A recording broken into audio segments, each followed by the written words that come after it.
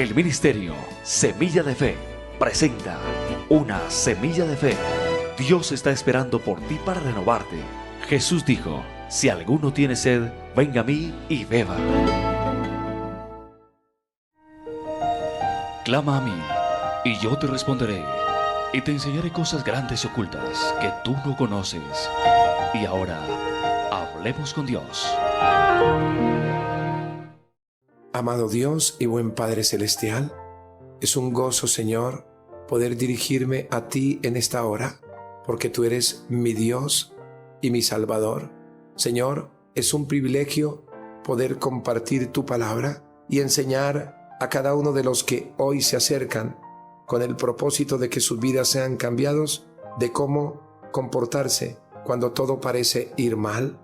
Oh Señor, yo te ruego que todos los que escuchen esta palabra puedan ser transformados, Señor. Yo te lo suplico en el nombre de Jesús. Amén. ¿Quieres escuchar la voz de Dios?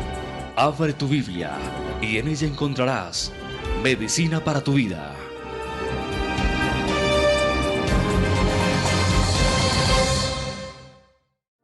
Dios quiere hablarnos hoy por medio de su santa palabra, y en el Santo Evangelio según Mateo, capítulo 14, del versículo 22 al 33 nos dice: enseguida Jesús hizo a sus discípulos entrar en la barca e ir delante de él a la otra ribera, entre tanto que él despedía a la multitud.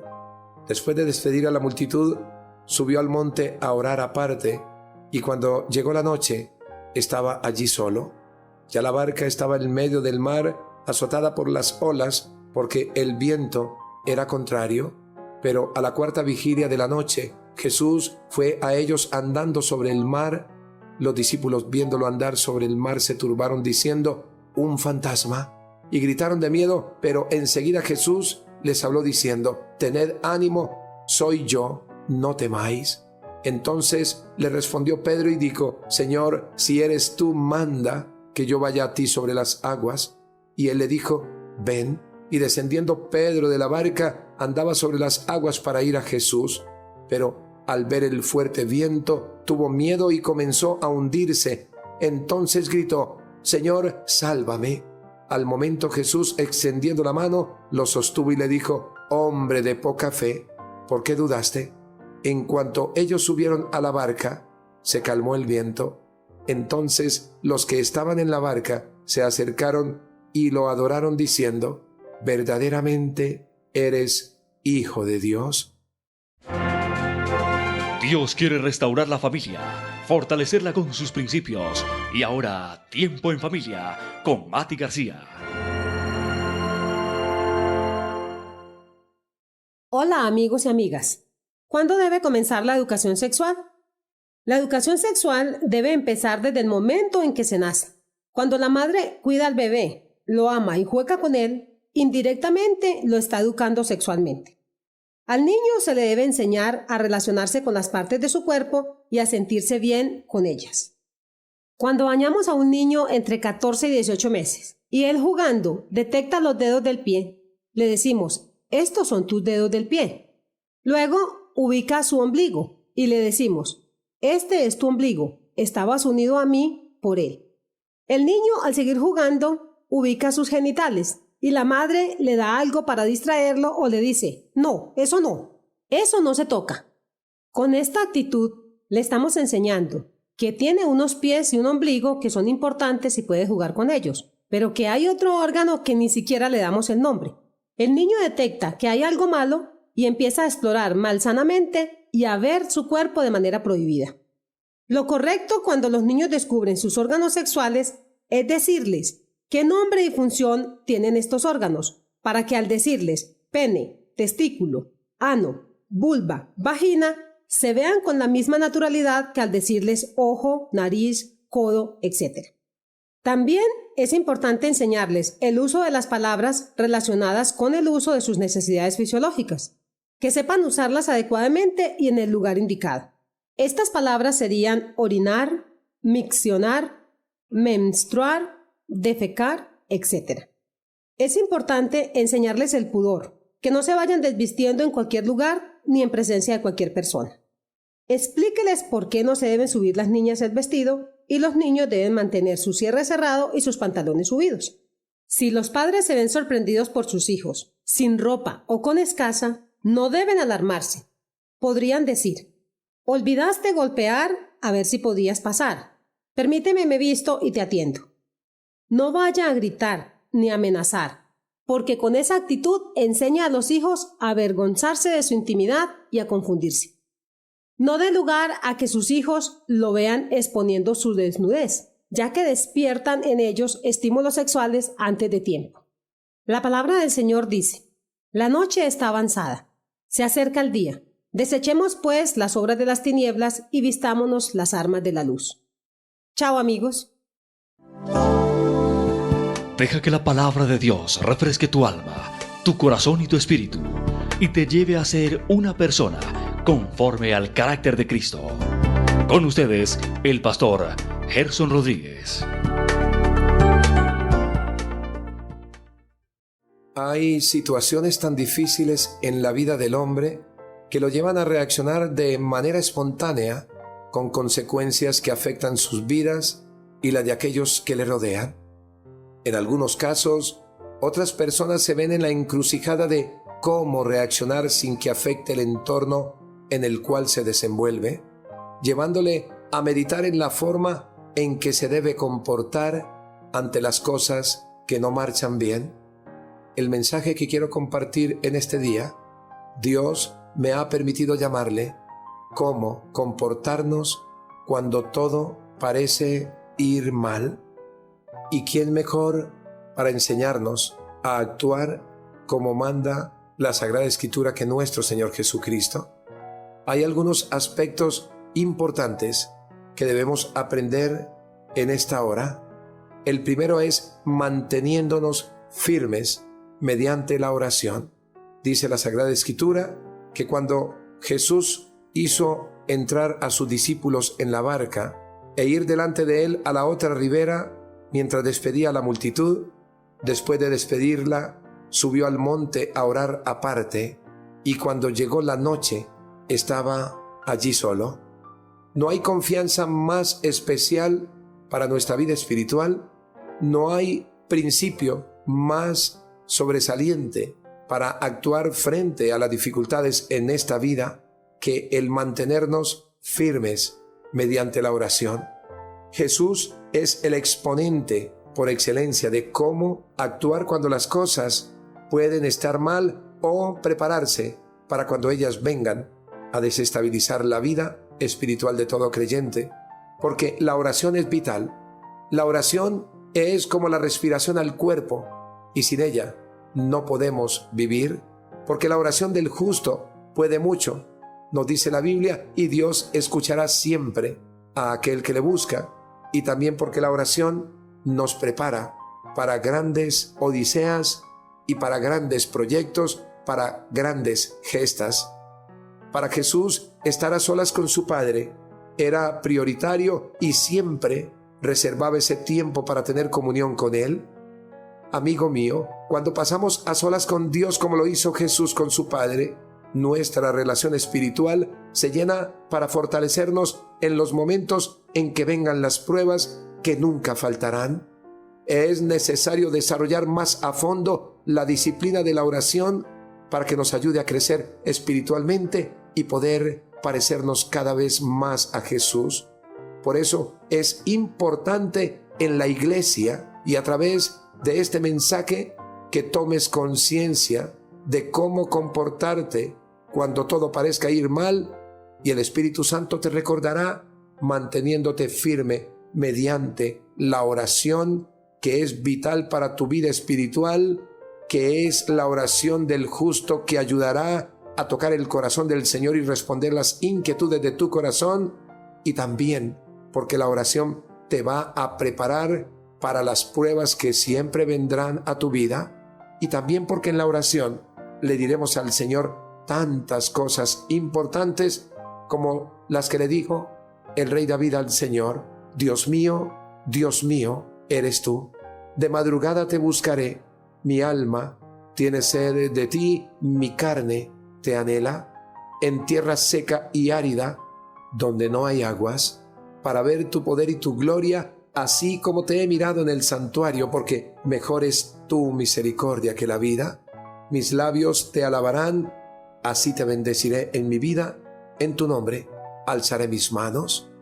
Siempre es necesario la firmeza en las pruebas si utilizamos el recurso que Jesús nos dejó, cuál es el de la oración. Y estaba preparando el Señor su vida espiritual en ese retiro, cuando se apartó de la multitud, pero también buscando fortalecerse, buscando tener ese poder especial para ayudar a todos aquellos como sus discípulos y que prontamente tendrían dificultades.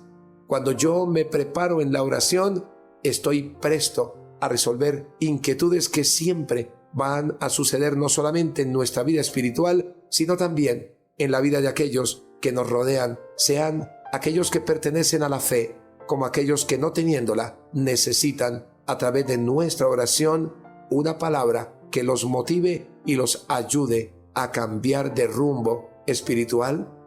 Pero, ¿cómo comportarnos cuando todo parece ir mal? Además de mantener una firme y constante oración, dejando a un lado la turbación. La Escritura nos dice que ya la barca estaba en medio del mar, azotado por las olas, porque el viento era contrario. Pero a la cuarta vigilia de la noche, Jesús fue a ellos andando sobre el mar. Los discípulos, viéndolo andar sobre el mar, se turbaron y dijeron: un fantasma, y gritaron de miedo. Todo esto es lo que sucede cuando las olas de las pruebas golpean en momentos de nuestra vida, cualquier área que Dios quiere probar de manera espiritual, y solamente hay una forma, y es tocando las cosas que como humanos nos duele. Puede ser el dinero, pueden ser los afectos, pueden ser circunstancias familiares, pueden ser tantas cosas que Dios quiere llevar a nuestra vida para calibrar nuestro verdadero nivel espiritual.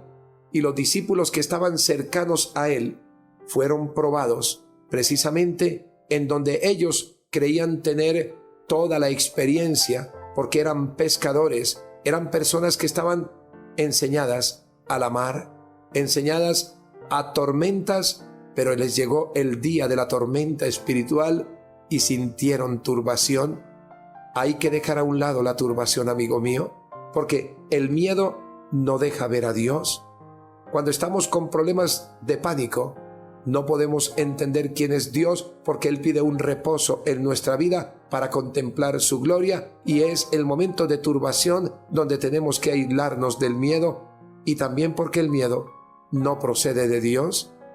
Amigo mío, cada vez que te veas en la situación en que se vieron los discípulos de Jesús, debe ser un imperativo traer a la memoria la palabra que hemos grabado por la obra del Espíritu Santo y confesar esa palabra como la confesaron el apóstol Juan y el apóstol Pablo cuando dijeron: porque no nos ha dado Dios espíritu de cobardía, sino de poder, de amor y de dominio propio. Pablo sabía muy bien lo que estaba enseñando a sus discípulos, porque él mismo había sido experimentado, probado de parte del Dios Altísimo, para que pudiera ser testimonio y maestro a aquellos que se estaban convirtiendo como discípulos en grandes maestros de congregaciones, como lo era Timoteo.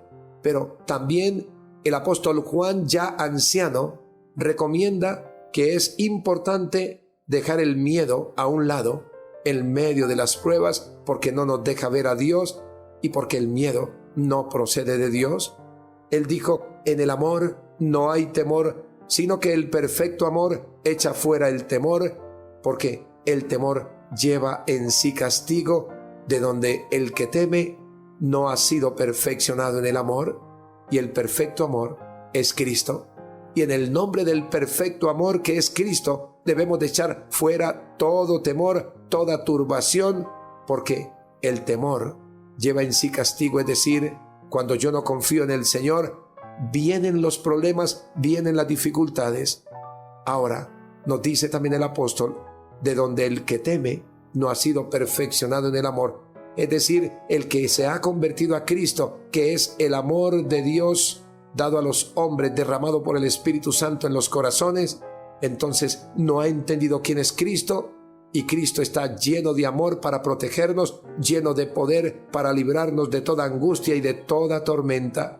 Cuando nuestra vida se llena de temor en las pruebas, aunque Jesús se nos presente para traernos su respuesta, para colmarnos de sus bendiciones, para liberarnos de toda opresión, escúchame bien, podemos verle y ver lo que Él hace, que es grande obra la que Él hace, como si fuera un fantasma.